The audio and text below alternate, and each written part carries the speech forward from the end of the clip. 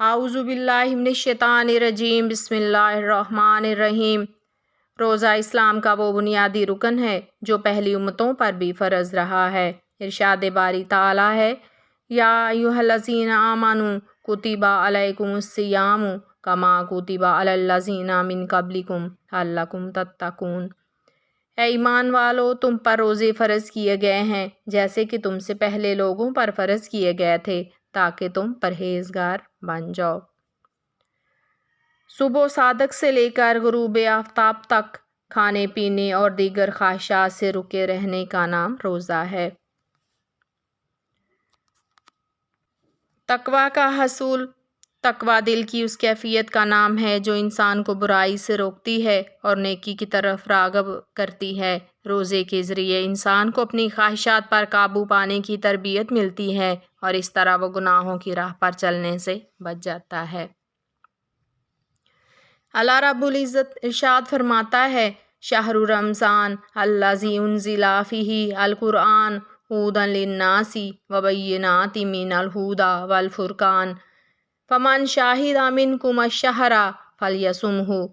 رمضان کا وہ مقدس مہینہ ہے جس میں قرآن نازل ہوا، جو لوگوں کے واسطے ہدایت ہے اور روشن دلیلیں ہیں اور حق اور باطل میں تمیز کرنے والا ہے۔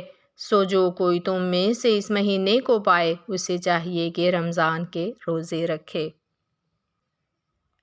نبی کریم صلی اللہ علیہ وآلہ وسلم نے ارشاد فرمایا، آدمی کے ہر عمل کا ثواب اللہ تعالیٰ کے یہاں 10 گنا سے لے کر 700 گنا تک ہو جاتا ہے، لیکن روزے دار کی تو بات ہی کچھ اور ہے۔ اللہ تعالیٰ فرماتا ہے، روزہ تو خاص میرے لیے ہے، اس لیے اس کا ثواب میں اپنی مرضی سے جتنا چاہوں گا دوں گا۔ روزہ ڈھال ہے، گناہوں کے لیے، خواہشات بد کے لیے۔ ایمان اور احتساب کے ساتھ رکھے گئے روزوں سے پچھلے تمام گناہ معاف ہو جاتے ہیں۔ حضرت محمد مصطفیٰ صلی اللہ علیہ وآلہ وسلم نے ارشاد فرمایا، جو شخص رمضان میں کسی روزے دار کو افطار کرائے گا اس کے گناہ بخش دیے جاتے ہیں اور جہنم کی آگ سے نجات مل جاتی ہے اور اسے روزے دار کے برابر ثواب ملتا ہے، جبکہ روزے دار کے ثواب میں کوئی کمی نہیں آتی۔ اللہ عز و جل رمضان میں ہر روز 10 لاکھ کو جہنم سے آزاد فرماتا ہے، اور جب رمضان کی 29ویں رات ہوتی ہے تو مہینے بھر میں جتنے آزاد کیے ہوئے ہوں ان کے مجموعہ کے برابر اس ایک رات میں آزاد کرتا ہے۔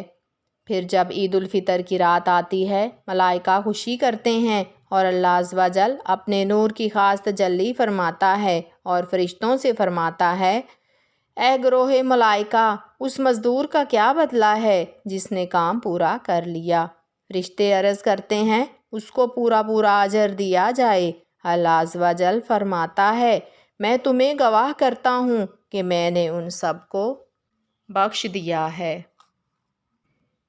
روزے کے 3 درجے ہیں۔ ایک عام لوگوں کا روزہ کہ پیٹ اور شرمگاہ کو کھانے پینے جمع سے روکنا۔